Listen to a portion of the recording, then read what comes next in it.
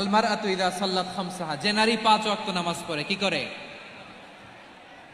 জেলা স্টেডিয়ামে অবস্থানরত আমার নারীরা, বোনেরা, বিশ্বনবী আপনাদেরকে 4টা কাজের কথা বলেছেন, খুব বেশি না। 4টা করলে 8 জান্নাতের দরজা সব খোলা। কোনটা দিয়ে যাবেন? যেটা দিয়ে মনে চায়। 1 নাম্বার 5 ওয়াক্ত নামাজ। আমার বোনেরা জোহরের নামাজ পড়তে পড়তে এটা আসরে নিয়ে যায়, আসর পড়তে পড়তে এটা মাগরিবে নিয়ে যায়। এরকম আছে না নাই? লালমনিরহাটে হয়তো নাই। আমার বোনেরা এটা করবেন না। ইন্নাস সালাতা কানাত আলাল মুমিনিনা কিতাবাম মাওকুতা, সময় মতো পড়বেন। সামাত শাহরা, রমাদানের রোজাগুলো রাখবেন। হাফিজাত ফুরুজাহা, যে নারী তার চরিত্রকে হেফাজত করে, তার প্রাইভেট হেফাজত করে, তার লজ্জাস্থান হেফাজত করে। ও মায়েরা, আপনার এই গর্ভ যে কত দামি আপনি জানেন না। আপনার এই গর্ভ থেকে জন্মাবে আগামী সালাহুদ্দিন আল আইয়ুবী।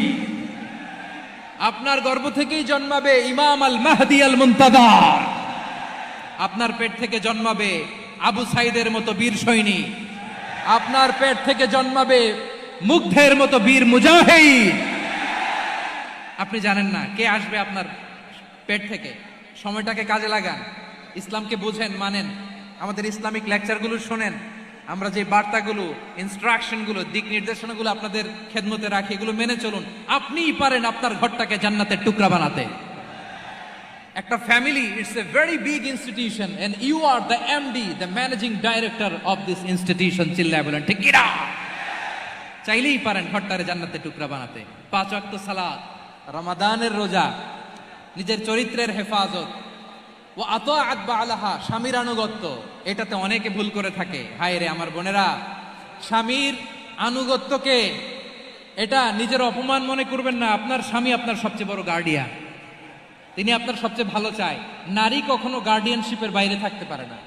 হয় আপনি বাবার গার্ডিয়ানশিপের ভেতরে, বাপ না থাকলে ভাই আপনার গার্ডিয়ান, ভাই না থাকলে চাচা গার্ডিয়ান, বিয়ের পরে আপনার স্বামী আপনার গার্ডিয়ান। শরিয়া সম্মত স্বামীর আদেশগুলো আপনি মেনে চলবেন, কিন্তু শরিয়া বিরুদ্ধ কোনো আদেশ মানতে আপনি বাধ্য নয়। আওয়াজ করে বলুন সবাই ঠিক কিনা?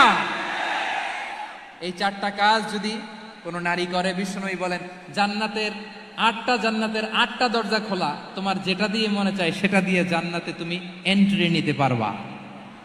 আমরা এখানে লালমনিরহাটের সোহরাওয়ার্দী ময়দানে আজকে যেমন একত্রিত হতে পারলাম, আল্লাহর জান্নাতেও যেন একত্রিত হতে পারে। আল্লাহ তুমি তৌফিক দান করো।